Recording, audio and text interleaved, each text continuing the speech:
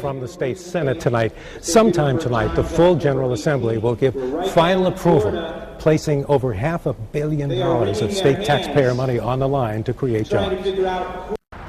Ken Messier came to the Capitol today on this titanium tricycle looking for a loan. The super lightweight vehicle is adaptable for those with physical disabilities and is expected to be a real growth business among aging baby boomers. He thinks he can create about 20 jobs building them. We have not been able to locate funding in order to move into production, which we're ready to go into now, and we're hoping with the jobs bill that the legislature has some funding available for small businesses such as us.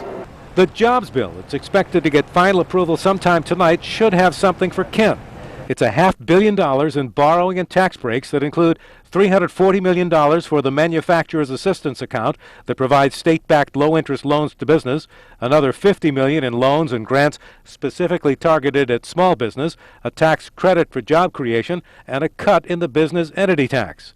Republicans are all on board with the Democrats for this spending, but are at loggerheads with the Democrats over the $291 million to build the Jackson Labs research facility at the UConn Medical Center campus in Farmington. It's interesting that the Republicans can be in favor of state investment in one area and yet in a critical sector like bioscience be against it. The jobs bill we're working on gives money to small business. Most of it goes to small business under 50 employees, and that's available for any small business throughout the state. Contrast that with $300 million for just one business.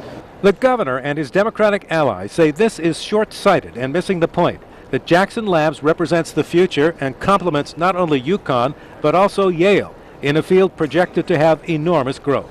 This puts Connecticut right smack dab in the middle of what is going on, not just in our country, but in the world. Medicine, and it's defining it very specifically.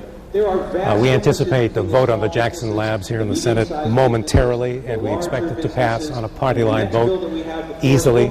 Tonight, all the Republicans will vote against it, all the Democrats will vote for it. Now, on the jobs bill, that has already passed the House of Representatives 147 to 1.